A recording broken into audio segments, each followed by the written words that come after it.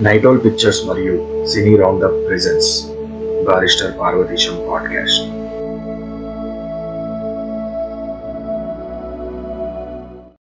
ఈ సంవత్సరం పరీక్ష తన్నేసింది.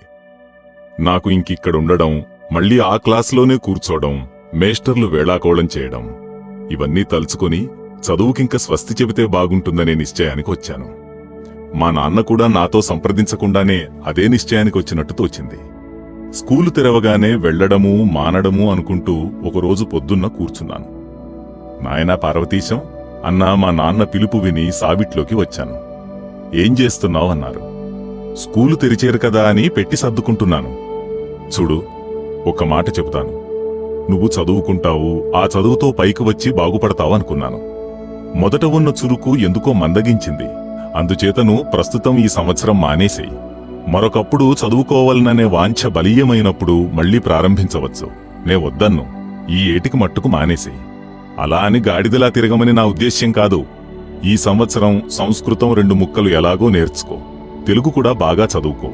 ఆ తర్వాత సంగతి చూద్దాం. ఈవేళ నువ్వు బిఏ ప్యాసయ్యి ఏ మేస్టరీయో చేస్తేనే గాని గడవదన్న బాధ లేదు కదా. ఓపికున్నప్పుడు ఓ మాట పొలంకేసి వస్తూ నాకు కొంచెము సహాయముగా ఉండి ఆ పని చూసుకుంటూండవచ్చు అన్నాడు మా నాన్న, నా ఊహ గ్రహించినట్టు. నేను కొంచెంసేపు తటపటాయిస్తూ ఏ మాటా చెప్పలేక, ఏ నిర్ణయానికి రాలేక సందేహిస్తుంటే, ఒక్క మాటలా పొలంలోకి వెళ్ళు, ఈవేళ కుప్పనూర్పిద్దామనుకుంటున్నాను. మన దూడలు కాక మరో లంకే 2 లంకెలో చూడమని చెప్పాను వెంకటితోటి. వాడేం చేస్తున్నాడో చూసిరా అన్నాడు మా నాన్న. నేను ఆలోచించవలసిన అవసరం లేకుండా నా కార్యక్రమం నిర్ణయమైందని తెలుసుకుని మాట్లాడకుండా పొలం వెళ్లాను. ఇలా 2-3 నెలల కాలం కొంచెం మందంగా ప్రశాంతంగా గడిచింది. నాకేమీ తోచక ఉబుసుపోక మధ్య మధ్య కొంచెం చిరాగ్గా ఉంటుంది. అక్కడికి సాయంకాలం వేళ నర్సాపురం ఉడాయిస్తూనే ఉండేవాడిని, మా నాన్నతో చెప్పకుండా. అక్కడ ఏ సభో హరికథో ఉంటే కూర్చునేవాడిని కాసేపు. ఏదీ లేకపోతే మా పూర్వపు స్నేహితులతో కాసేపు షికారు తిరిగి కొంచెంసేపు గోదావరి గట్టున కూర్చుని దీపాలు పెట్టగానే ఇంటికి చేరుకునేవాడిని. కాని ఇలా అట్టే రోజులు గడవకుండానే నరసాపురంలోనూ పాలకొల్లులోనూ రోజురోజుకు సభలు ఉపన్యాసాలు ఎక్కువైనాయి. నా పూర్వపు మిత్రులు, కొందరు పెద్దలు ఒకరోజు పొద్దున్నే మొగల్తుర్రు మా ఇంటికి చక్కా వచ్చారు. నా అదృష్టం బాగుండి మా నాన్న ఇంట్లో లేడా సమయానికి. ఆ వచ్చిన వారిలో ఒక మధ్యవయస్సు ప్లీడర్ గారు, ఏం పార్వతీశం, కులాసాగా ఉన్నావా? బొత్తిగా కనపడ్డం మానేశావేమిటి? ఉద్యోగం విరమించుకున్న ఉద్యోగిలాగానో, కొత్త సన్యాసం పుచ్చుకున్న గృహస్థులాగానో మాకందరికీ దూరమై ప్రజాజీవితానికి దూరమైతే ఎలాగోయ్? నీబోటి యువకులు ఉత్సాహవంతులు చేయవలసిన పని బోలెడంతున్నది. నీలాంటి భావి పౌరులంతా ఒకచోట చేరి మీ శక్తి సామర్థ్యాలను కూడగట్టుకుని కార్యరంగంలోకి రావలసిన తరుణం రానే వచ్చింది. పరిస్థితులు మనకెంతో అనుకూలంగా ఉన్నాయి. స్వరాజ్య సంచలనము బెంగాల్లో ఉవ్వెత్తుగా లేచి దేశం మీద పడుతోంది. బిపిన్ చంద్రపాల్ లాంటి మహానాయకులంతా మన సహాయాన్ని అర్థించడానికి మన దగ్గరికి రాబోతున్నారు. ఇక్కడ మన పెద్దలంతా, బోడే నారాయణరావు మొదలైన వాళ్లంతా వారిని ఉచిత రీతిని సత్కరించడానికి తగిన వాతావరణం కల్పించడానికి విశ్వప్రయత్నం చేస్తున్నారు. ఊరూరా ప్రచారానికి సభలు ఏర్పాటు చేస్తున్నారు. అందుకని నీబోటి వాళ్ల సహాయం ఉంటేనే కాని ఈ పనులు జరగవు కదా. ఈ మహత్కార్యమంతా కబుర్లతో జరిగేది కాదు కదా. ఇదంతా మీ భవిష్యత్తుని తీర్చిదిద్దడానికి, మీ జీవితాలు సుఖమయం చేయడానికే కాని మాకోసం కాదు కదా. మా రోజులు అయిపోవచ్చినాయి, ఇక వచ్చేవి మీ రోజులు. మీకోసం, మీ సుఖం కోసం, దేశ సౌభాగ్యం కోసం మీరు నలుగురూ కలిస్తే మీ వెనక ఉండి మిమ్ములను ముందుకు తీసుకుని వెళ్లాలని మాకందరికీ కుతూహలంగా ఉంది. నారాయణరావు గారు లాంటి నాయకులందరూ నీ పేరు ఎలా తెలిసిందో తెలిసింది. వారు ప్రత్యేకించి నిన్ను బ్రతిమాలి నీ సహాయంతో నీ నాయకత్వాన ఒక స్వచ్ఛంద సేవాదళం అధమం 100 మందితోనైనా వెంటనే ఏర్పాటు చేయమని, వాళ్లందరికీ నీ చేత ఒక నెల రోజులు శిక్షణ ఇప్పించమని మాకు వర్తమానం చేశారు. ఇంక నువ్వు ఏదో వంక కల్పించి తప్పుకు తిరగడానికి వీల్లేదు. నీకోసమని ఇక్కడికి పనిగట్టుకు వచ్చానంటే ఇది ఎంత తొందర పనో ఊహించుకో. సాయంకాలం 4 గంటలకు నర్సాపురం వస్తే మనం కలుసుకుని మన కార్యం ఎలా సాధించవలనో ఆలోచించి దానికి తగిన ఏర్పాట్లు చేసుకుందాం. వస్తామింకా. నేను ఇంక 2-3 రోజుల్లో వెళ్ళాలి అని లేచారాయన. ఆయనతో వచ్చిన 5-6 లేచారు. నేను ఏమనాలో, ఏం చెప్పాలో, అంగీకారం తెలుపాలో అక్కర్లేదో కూడా ఏమీ తోచలేదు. నేను అమాంతం పెరిగిపోతున్నట్టు, గాలిలో తేలిపోతున్నట్టు అనిపించింది. వారితో పాటు నేను నుంచుని మౌనంగా ఒక్క నమస్కారం చేసి ఊరుకున్నాను. వారు మందహాసముతో నా భుజం మీద చెయ్యివేసి వీధి గుమ్మం దాకా తీసుకెళ్లి, సాయంత్రం సరిగ్గా 4 గంటలకు రావాలి సుమా, ఆలస్యం కావడానికి వీల్లేదు మనం మొట్టమొదట నేర్చుకోవలసింది అనుకున్న వేళకు ఒక్క క్షణం కూడా తేడా లేకుండా కళ్యాణ ముహూర్తంలా అనుకుని ప్రతి కార్యం ప్రారంభించాలి అని బండెక్కారు. నేను సుమారు 5 నిమిషముల సేపు పరధ్యానంగా నిశ్చలంగా ఏ ఆలోచన లేకుండా అలా వెడుతూ కనుమరుగవుతున్న జట్కా బండిని చూస్తూ నిలబడిపోయాను. లోపల నుంచి మా అమ్మ కేక వినబడేసరికి తెలివి తెచ్చుకుని ఆకాశంలో నుంచి మళ్లీ మా ఇంట్లోకొచ్చాను. తరువాతను 3 రోజులు వరుసగా సాయం సమయమందు నరసాపురం వెళ్లి ప్లీడరు రమణారావు గారిని కలుసుకుంటూ ఉండేవాణ్ణి. ప్రతిరోజూ నే వెళ్లే వేళకి 10-15 పెద్దలు పిన్నలు వారి దగ్గర కూర్చుని వారు చెప్పిన విషయాలు చేసే ప్రబోధాలు చాలా శ్రద్ధగా వింటూ ఉండేవారు. నేను వెళ్లి కూర్చుని వాళ్లు చెప్పేవి వింటూంటే నా మనసు గాలిలా తేలిపోయి ఆకాశమంతా వ్యాపించినట్టు అనిపించేది. కొన్ని మాటలు గిలిగింతలు పెట్టేవి, మరికొన్ని కథలు చెప్పి నవ్వించేవారు. చాలా పెద్దలు అనుకునే వ్యక్తులను అవహేళన చేసేవారు. ఆయన చెప్పే వివిధ విషయాలను గూర్చి వింటూంటే ఇంత విజ్ఞానం సంపాదించడానికి ఒక జీవితకాలం పట్టవలసింది, కొద్ది సంవత్సరాల్లో ఎలా సంపాదించాడా అనుకుని ఆశ్చర్యపడుతూ ఉండేవాణ్ణి. ఆయనెంతసేపు చారిత్రక విశేషాలు దేశభక్తి ప్రబోధాలు ఎక్కువగా చేస్తూ ఉండేవారు. మన సంస్కృతి మరవకూడదనేవారు. వేషభాషల్లో పాశ్చాత్యులను గుడ్డిగా అనుకరించరాదనేవారు. దేశ సౌభాగ్యానికి మూలం విదేశ వస్తు బహిష్కరణ, స్వదేశ వస్తువు మీద అభిమానము ఆదరణ పెరగాలి అని ఎంతో ఉద్రేకంతో చెబుతూ ఉండేవారు. ఒకరోజున నన్ను మరో 10 మంది నా వయసు కుర్రవాళ్లను కూర్చోబెట్టి ఒక సేవాదళం ఏర్పాటు చేయాలని, దీనిలో జీతభత్యాలేవీ ఉండవని, బలవంతమేమీ ఉండదని, ఇష్టమైన వాళ్లు దేశసేవ చేయాలని, దృఢ సంకల్పము కలవారు, కార్యదీక్ష పూని తిరుగగలిగిన వారు స్వేచ్ఛగా వచ్చి మన దళంలో చేరి పనిచేస్తే స్వరాజ్య సౌధానికి మీరు మొదటి మెట్టు కట్టిన వారవుతారు. మీరు కష్టపడవలసిన పని ఆట్టే ఉండదు. తరచుగా ఈ ఊళ్ళోనూ సమీప గ్రామాల్లోనూ సభలు సాగించే ఏర్పాటు చేస్తూ అవి జయప్రదంగా జరిగేటట్టు చూచే బాధ్యత మీ మొదటి పని. ఆ సభలకు ఎవరెవరిని పిలవాలో, ఎవరిచేత ఉపన్యాసాలిప్పించాలో అదంతా నే చూసుకుంటాను.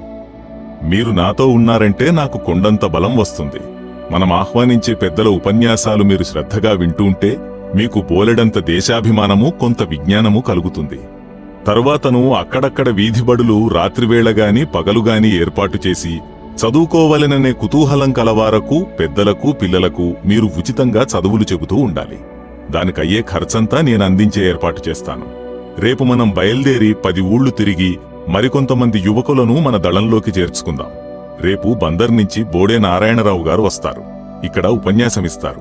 అందుచేత మీరంతా రేపు మధ్యాహ్నం భోజనం చేసి పెందలాడే ఇక్కడికొస్తే సభకు కావలసిన ఏర్పాట్లు చూసుకుందాం. వెళ్ళిరండి, దూరం వెళ్ళాలి కాబోలు అని మాకు సెలవిచ్చారు. మర్నాడు మధ్యాహ్నానికల్లా మేము 10-15 ప్లీడర్ గారింటికి వెళ్ళాం. కొన్ని ఆహ్వాన పత్రికలు 4-5 చేతికిచ్చి ఊళ్ళో పంచిపెట్టమని పంపించారు. మిగతా వాళ్లను సభ జరిగే చోటికి కొన్ని కుర్చీలు బల్లలు చేరవేయించమని, కొన్ని చాపలు కూడా తెమ్మని, మాకు 4 కూలీలను అప్పజెప్పి ఆ ఏర్పాట్లన్నీ జాగ్రత్తగా చూడమని పంపించారు. మేము సాయంకాలం 4 గంటలయ్యేసరికే సభ జరిగే చోట 4 బిందెల నీళ్లు చల్లించి, కుర్చీలు వాటి వెనుక బల్లలు ఒక పక్కను, రెండవ పక్కను 2 పెద్ద బరకాలు పరిచి చాపలు వేయించాం. వేదికకు 10 బల్లలు దగ్గరగా ఏర్పాటు చేసి దానిపైన ప్లీడర్ గారు చెప్పినట్టు 5-6 కుర్చీలు, ఒక మేజా బల్ల, 2 గ్యాస్ లైట్లు తీసుకొచ్చి పెట్టాం. 5 గంటల నుంచి జనం రాసాగారు. రమణారావు గారు ఈ ఏర్పాట్లన్నీ చూచి చాలా సంతోషించి, పార్వతీశం, బావుందోయ్, నాకు తెలుసు నువ్విలా చేయగలవని. అందుకే నిన్ను చూడగానే నీ సామర్థ్యం ఊహించి ఈ దళానికి నువ్వే ప్రథముడుగా ఉండాలని కోరాను. నా ఊహ సరియైనదేనని ఇప్పుడు రుజువైంది. భవిష్యత్తులో నువ్వేదో పెద్ద నాయకుడవయ్యే లక్షణాలన్నీ నీలో కనబడుతున్నాయి. పరమేశ్వరుడు నిన్ను అనుగ్రహించుగాక అని నా 2 భుజాల మీద చేతులు వేసి ఒక్క మాట ఊపి సమ్మోహనాస్త్రంలాగా ఒక నవ్వు నవ్వి చక్కాపోయారు. ఇక నేను ఆనందం పట్టలేక పరవశుణ్ణై చేష్టలుడిగి అలాగే నిలబడి, ఆయన ఇలా అన్నారేమిటి? ఆయన నాలో ఏం చూచి ఇలా అన్నారు? ఆయన ఊరికే నన్ను ఉత్సాహపరచడానికన్నారా? లేక ఆయనకు ఏదన్నా దివ్యదృష్టి ఉండి నా భవిష్యత్తు చూడగలిగన్నారా అనుకుంటూ కొన్ని క్షణాలు అలా అక్కడే నిలబడి ఉంటే జనం రావడం, రద్దీ ఎక్కువ కావడంతో వాళ్ల మాటల శబ్దం విని తెలివి తెచ్చుకుని నేనక్కడ్నుంచి కదిలేను. ఇంతలోనే బందర్ నుంచి వస్తారనుకున్న నారాయణరావు పంతులు గారు 50-60 మంది అనుచరులతో రానే వచ్చారు. రమణారావు గారు మరికొందరు పెద్దలు త్వరగా వారికి ఎదురేగి సభావేదిక మీదకు తీసుకువచ్చి వారిని మరికొంతమందిని వేదిక మీద కూర్చుండబెట్టి వారికి సభాపతిగా ఎన్నికైన మరొకరికి ప్రజల కరతాళధ్వనుల మధ్య పూలదండలు వేశారు. అందరూ కూర్చోగానే సభలో సందడి కొంత సద్దుమణిగిన తరువాత రమణారావు గారు వేదిక మీదకెక్కి ఉపన్యాసకులను వచ్చిన వారందరికీ పరిచయం చేసి సభ ప్రారంభమవుతున్నదని, అందరూ నిశ్శబ్దంగా శ్రద్ధగా పంతులుగారి ఉపన్యాసము విని వారు చేసే బోధలు తలకెక్కించుకుని ఆ ప్రకారము మనం నడుచుకోగలిగినట్లయితే దేశానికి బాగా ఉజ్వల భవిష్యత్తు ఉంటుందని చెప్పి వేదిక మీద నుంచి దిగారు. వేదపఠనంతో సభ ప్రారంభమైంది. నారాయణరావు గారు దిక్కులు పిక్కటిల్లేటట్టు, ఊరంతా కూడా వినపడేటట్టు గంభీరోపన్యాసం 2 గంటలు పైగా చేశారు. సభికులంతా మూర్ఛపోయినట్లు చీమ చిటుక్కుమన్నా వినపడేంత నిశ్శబ్దంతో ఉపన్యాసం విని సముద్రఘోషంత చప్పుడుతో కరతాళధ్వనులు చేశారు. నాటితో సభ ముగిసింది. ఇక నేనేమి చేస్తున్నానో తెలియలేదు. మళ్లీ 10 మంది కుర్రవాళ్లను కూలీలను కేకేసి ఈ బల్లలను కుర్చీలను వగైరా సామాన్లను ఎవరివి వారికి వప్పజెప్పి సుమారు 9 గంటలకు ఇంటికి చేరాను. నేను ఎలా వెళ్లానో, బండి మీదనో, నడిచో, కళ్ళు తెరిచో, మూసుకునో, నిద్రలో నడుస్తున్నట్టు, గాలిలో తేలినట్టు, యోగులు ఆకాశంలో ఎగిరినట్టు ఇంటికి వచ్చాను. నేనేమయ్యానా, ఎందుకు రాలేదా అనుకుంటూ అమ్మా నాన్న నాకోసం కనిపెట్టుకున్నారు. నన్ను చూడగానే ఎంతో సంతోషంతో ఏమరా నాయనా ఇంత ఆలస్యమైంది అన్నదమ్మ. మా నాన్న ఏమీ మాట్లాడలేదు. నేను నర్సాపురంలో జరిగిన సభ సంగతి, అక్కడ ఉపన్యాస సారాంశము చెప్పాను. మా నాన్న ఆ అనేనా అనకుండా అన్నీ విని లేచి వెళ్లి పడుకున్నాడు. నేను భోజనానికి వెళ్లాను. ఇంత పొద్దుపోయేదాకా సభలు ఇవన్నీ ఎందుకు నాయనా? ఇంటిపట్టు నుండి నువ్వేదో చదువుకోవడమో, పొలం పని చూసుకోవడమో, మీ నాన్నకు సాయం చేయడమో చెయ్యాలి కాని అన్నది అమ్మ నేను భోంచేస్తోంటే. ఇవి మా నాన్న అభిప్రాయాలయ్యుంటాయని నేను ఊహించుకుని త్వరగా భోజనం ముగించి మాట్లాడకుండా వెళ్లి పడుకున్నాను. ఆనాటి విశేషాలన్నీ తలుచుకుంటూ, ప్రతిదీ జ్ఞాపకం చేసుకుంటూ, ఆలోచిస్తూ మెలకువో నిద్దరో స్వప్నమో తెలియకుండానే తెల్లవారింది. నేను లేచి కాలకృత్యాలు తీర్చుకునేటప్పటికీ మా నాన్న స్నానం చేసి జపానికి కూర్చోబోతున్నాడు. నన్ను చూచి, నాయన లేచావా? చూడు, ఒక మాట పొలం వెళ్ళి అని నాకు 15 రోజుల వరకు ఊపిరి తీసుకోవడానికైనా తీరిక లేకుండా ఏవేవో పనులు పురమాయించాడు. ఇక నుంచి నేను సభలు సందర్భాలు మానుకుని ఇంటి పట్టున ఉండమని దీని భావం అయ్యుంటుంది అని ఊహించాను. నేనేమీ మాట్లాడలేదు. ఆయన మౌనంగా జపానికి కూర్చున్నాడు. నేను చద్దన్నానికి కూర్చుని అది కాగానే పొలానికి బయలుదేరాను. పొలం వెళ్లేనన్న మాటే గాని అక్కడ ఏ పని మీద మనస్సు పోలేదు. నా శరీరం మట్టుకు పొలంలో ఉన్న బుర్ర నరసాపురంలోనే ఉండిపోయింది. అక్కడే ఏవో పనులు పనివాళ్లకు పురమాయిస్తూ చూస్తూ కూర్చోనో, నిన్నటి ఉపన్యాసాల మీదనో నాయకుల మీదనో నిలిచిపోయింది మనసు. ఇది వదుల్చుకుందామన్నా వదిలేటట్టు కనబడలేదు. ఇలా వారం రోజులైనా గడవకుండా రమణారావు గారు ఒకసారొచ్చి కనపడమని, బిపిన్ చంద్రపాల్ అనే మహానాయకుడు బెంగాల్ నుంచి వస్తున్నాడని, పెద్ద ఎత్తున మనం సభకు ఏర్పాట్లు చేయాలని, అధమం 10,000 జనం సభకు వచ్చే సూచనలున్నాయని, కాబట్టి నీవు వచ్చి దగ్గరుండి ఈ ఏర్పాట్లన్నీ జరిపిస్తేనే గాని సభ, లేకపోతే అభాసవుతుందని కబురు చేశారు. పచ్చివెలక్కాయ గొంతున పడ్డట్టయింది. వెళ్లడమా మానడమా? విడితే ఎలాగూ, వెళ్లకపోతే ఎలాగూ? వెడితే ఇక్కడి పనులన్నీ పాడవడం, మా నాన్నకు కోపం రావడం తప్పదు. వెళ్లకపోతే నా మీద ఎంతో నమ్మకంతోనూ ఆశతోనూ ఎదురుచూస్తున్న రమణారావు గారికి ఆశాభంగమవుతుంది. ఆశాభంగం మాట ఎలా ఉన్నా యథార్థం చేతను నేను వెళ్లకపోతే అక్కడ ఏర్పాట్లన్నీ శ్రద్ధగా జరిపించేవాడు మరొకడు లేడేమో అనిపించింది. ఇలా ఆలోచిస్తూ ఒకరోజు ఉదయాన్నే పొలం పనులన్నీ మనిషికి పురమాయించి పెందలాడే భోజనం చేసి ఎవరితోటీ చెప్పకుండా నేను నరసాపురం చేరుకున్నాను. రమణారావు గారిని కలుసుకొని ఇంటి దగ్గర నా ఇబ్బందులు మనవి చేసుకున్నాను. వారెంతో సానుభూతితో ఆలకించి, నాయనా, ఇటువంటి కార్యక్రమాల్లో ప్రవేశించిన తరువాతను ఎంతసేపు ముందంజ వేయడమే గాని వెనుకకు దిగజారడం ఎంతమాత్రం ఉండకూడదు. తతిమ్మా విషయాలు మనం సావకాశంగా ఆలోచించుకుందాం. ఈ సభ మట్టుకు మీరు పూనుకుంటేనే కాని జయప్రదం జరగదు. కాబట్టి నీవెలాగైనా వచ్చి నీ బాధ్యత నిర్వహించక తప్పదు. అటువంటి ఇబ్బందులు వస్తూనే ఉంటాయి. ఈ పూటకు వెళ్లి వ్యవధి ఆట్టే లేదు గనుక రోజూ ఏదో వేళప్పుడు కలుసుకుని తగిన ఏర్పాట్లు చేసుకుందాం, వెళ్ళిరా అని నన్ను వీపు తట్టి పంపించారు. నేనా ఉత్సాహంలో మనం ఎన్ని ఆటంకాలైనా ఎదుర్కొని కార్యభారం వహించకపోతే దేశమే నాశనమవుతుందన్నంత భావోద్రేకంతో భయంతో తొందరగా ఇంటికి వెళ్లాను. అక్కడ్నుంచి రోజూ ఏదో సమయంలో నేను నరసాపురం వెడుతూ రమణారావు గారితో సంప్రదిస్తూ అక్కడ ఏర్పాట్లు చేస్తూనే ఉన్నాను. మా నాన్న ఇవన్నీ ఓ కంట కనిపెడుతూనే ఉన్నాడు. కాని ఒక్కనాడు ఇదేమిటని నన్ను అడగనూ లేదు, నేను చెప్పనూ లేదు. ఆఖరికి సభ రోజు రానే వచ్చింది. ఆ రోజు ఉదయాన్నే చద్దన్నం తిని రాత్రిదాకా ఇంటికి రానని మా అమ్మతో చెప్పి ఆవిడ ఏదో అంటుంటే వినిపించుకోకుండా నరసాపురం పరిగెత్తుకెళ్లాను. ఆదరాబాదరా నరసాపురం చేరుకొని రమణారావు గారు, నేను, మా దళం సభ్యులు సాయంత్రం వరకు సతమతమై బ్రహ్మాండమైన ఏర్పాట్లు చేశాం. మధ్యాహ్నం రమణారావు గారితో పాటే వాళ్ళింట్లోనే 2 మెతుకులు తిన్నాను. మళ్లీ సభాస్థలికి వచ్చి అక్కడ ఏర్పాట్లు పూర్తి చేసుకునేటప్పటికీ సుమారు 5 గంటలైంది. ఊపిరి తీసుకోవడానికైనా వ్యవధి లేకుండా పనిచేయవలసి వచ్చింది.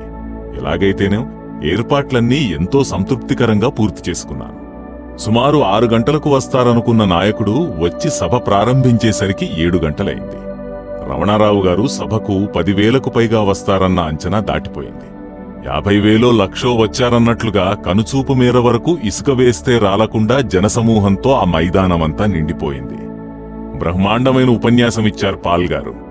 నా జన్మలో ఎప్పుడూ అటువంటి ఉపన్యాసం వినలేదు సరికదా, ముందు కూడా వింటానని నమ్మకం లేదు. నాకు జీవితాంతం వరకు ఆ ఉపన్యాసం నా చెవుల్లో గింగురుమని మారుమ్రోగుతూనే ఉంటుందనిపించింది. సుమారు 2 గంటల సేపు జనసమూహానికి తెలియని భాషలో ఆయన ఉపన్యాసమిచ్చినా, మరొక తెలుగు నాయకుడు అది తర్జుమా చేస్తున్నా ఒక్కరూ కదలకుండా, కిక్కురుమనకుండా, ఊపిరి విడవకుండా గంభీరమైన శబ్దంతో ఇన్ని వేల మంది ఆ ఉపన్యాసం వింటూ కూర్చోవడం నా జన్మలో మరపురాని మరువలేని దృశ్యం. సుమారు 10 నిమిషాల వరకు ఆకాశం దద్దరిల్లేటట్లు ప్రజలు చేసిన కరతాళధ్వనులతో సభ ముగిసింది. నేనింటికి చేరుకునేసరికి సుమారు 10 గంటలైంది. మా అమ్మ నా కోసం ఎదురుతెన్నులు చూస్తూ వీధి గుమ్మంలోనే కూర్చుంది. నేను వస్తుంటే నా వెనుకనే వస్తున్న జనాన్ని చూచి మా ఊరంతా సభకు వచ్చిందా అనిపించింది. నేను ఇంటికి వచ్చి స్నానం చేసి మౌనంగా మా అమ్మ ఎన్నడిగినా సమాధానం చెప్పకుండా భోంచేసి వెళ్లి పడుకున్నాను. అప్పటి వరకు మెలకువగానే పడుకున్నా మా నాన్న లేచి యువతలకు రాలేదు, నన్ను పలకరించలేదు. ఉరుములు, పిడుగులు, తుఫాన్లు తెల్లవారిన తర్వాత కాని రావని నిశ్చయం చేసుకుని హాయిగా పడుకున్నాను.